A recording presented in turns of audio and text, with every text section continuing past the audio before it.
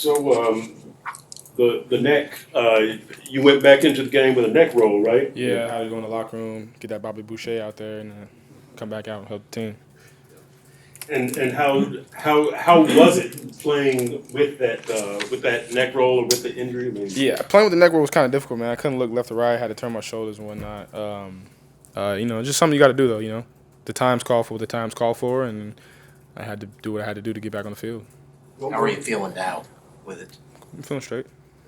What were you feeling when it first happened, and will you continue to wear it?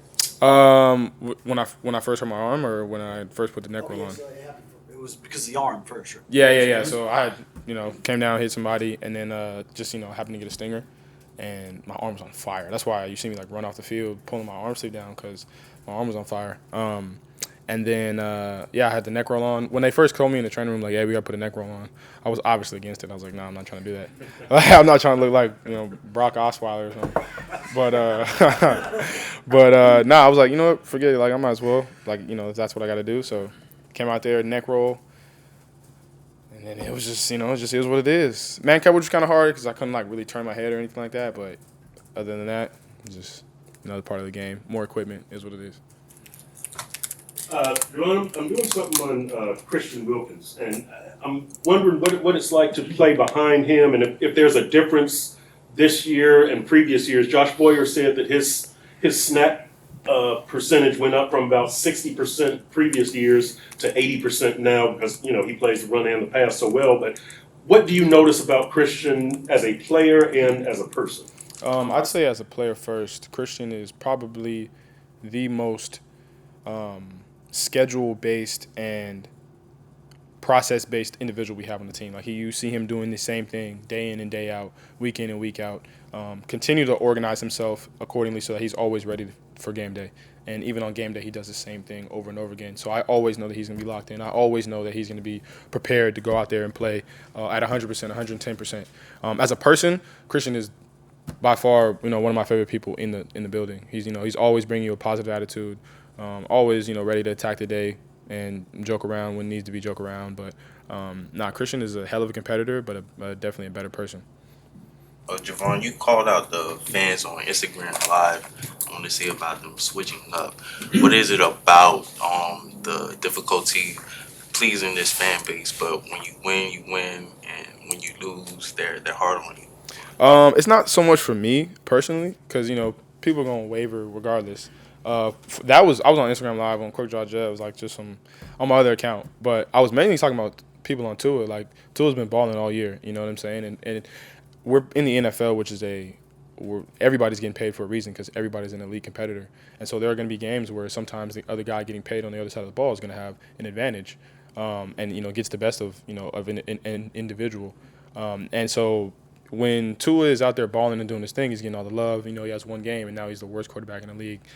That's just kind of something that irritated me. You got to have faith in somebody. You got to believe in somebody. Because we have throughout his whole time here, we believed in him. And we know that what he can do. And you guys see that, what he can do. Because he's a hell of a player. And he leads us on the field and off the field. So that was basically that. It wasn't anything for myself personally or nothing like that.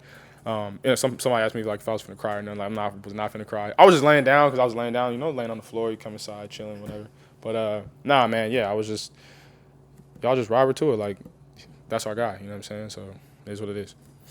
You've never this year had the full defensive backfield group, obviously. Huge losses with Byron and Nick and Brandon. Have you ever wondered, in a quiet moment this year, if we had everybody, how good a group we'd be in the defensive backfield? I mean, yeah, sure. I mean, you can play if games, if mine. No, I'm not going to say that. But, you think about it all the time. You see those guys around the facility. Of course, I miss Nick and Byron and B Jones, but we're playing with who we got, and I believe in those guys who we got and who stepped up, and you see them out there going to give their all. So, definitely. Jevon, I know this isn't why you play the game, but I remember back, I think it was in training camp this year, when you made the statement that you wanted to be feared, which to me sort of correlates with respect. And in that vein, you wound up number 2 in fan voting at safety for the Pro Bowl.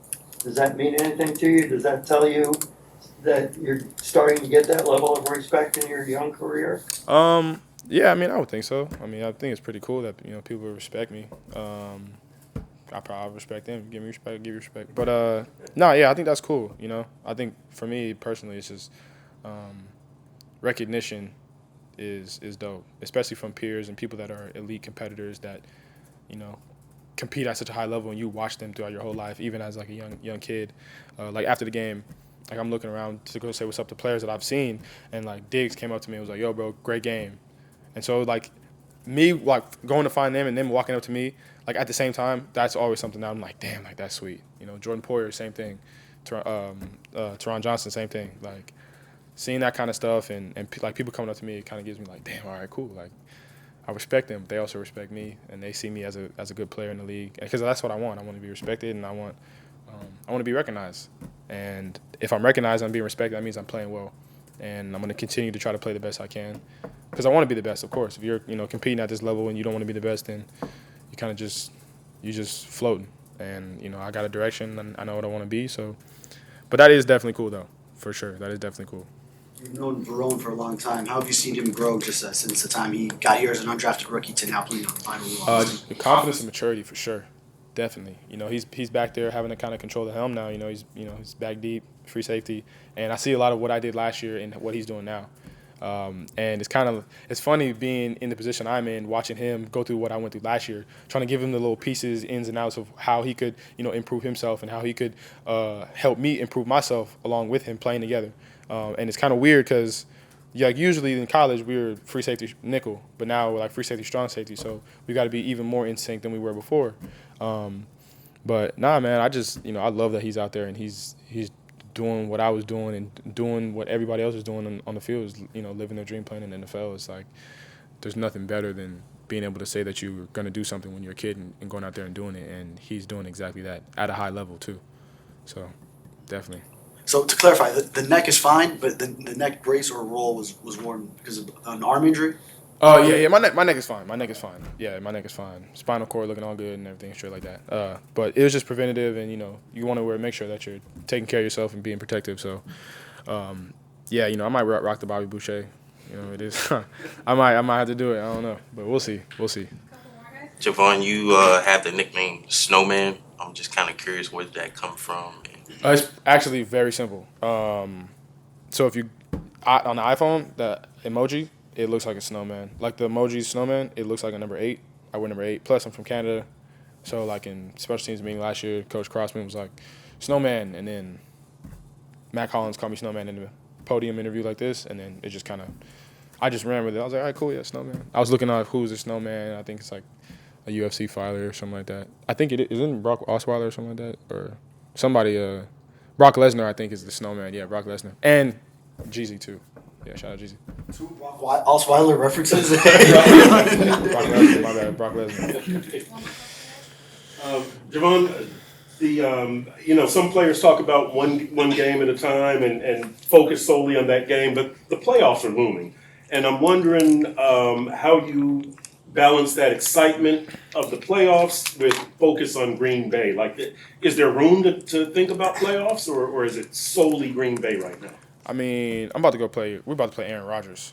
So, I mean, like, I played Tom Brady last year. We're about to play Aaron Rodgers, who's been in the league for years, arguably one of the greatest quarterbacks to ever play. It's like, what more do you got to focus on? You know what I mean? This is a huge challenge, especially for me. Like, this is Aaron Rodgers that we're talking about. This is, what I'm saying? AR-12. This is the guy. So, I'm excited. Definitely. I'm excited. Like, it's Aaron Rodgers, bro. Like, discount double check, what I'm saying? The whole cheese head thing. Playoffs is playoffs. I never been in playoffs, so I wouldn't know. But, I mean, it's going to be what it is. That's my mindset. I just got to focus on what I can focus on and what I can control. And what I can control is today, right now, and focusing on how to slow down Aaron Rodgers. So that's all we can do. Playoffs is going to be what they is, man. How much do you focus on, I'm sorry, Vera, how much do you focus or get hype about matchups with a quarterback, Lamar Jackson, a former MVP, Josh Allen, Aaron Rodgers, Tom Brady? I mean, as a player, do you really get fired up? And then as a football fan, do you also get fired up? Yeah, absolutely. I mean, these are people that I've been watching for, I'm a football fan. I love football, both watching it and playing it. So, like, playing against guys that are, like, elite competitors is fun, and being able to try to, like, break down and slow them down and things like that. Like, game planning against them is even more fun. Like, playing Josh Allen is probably some of the best fun I have because he's such an elite competitor, and he's a like physical matchup on all levels. When he's a runner, when he's a passer, yeah, like Lamar Jackson too is electric, and like how do you stop somebody like that? You know what I mean? That's the mindset that I have, and I try to approach that, still as a fan, but also as a competitor, and trying to take advantage of their faults, but also realizing that these guys are paid at a high level too, and it's going to be a challenge, and I'm excited for that challenge. So.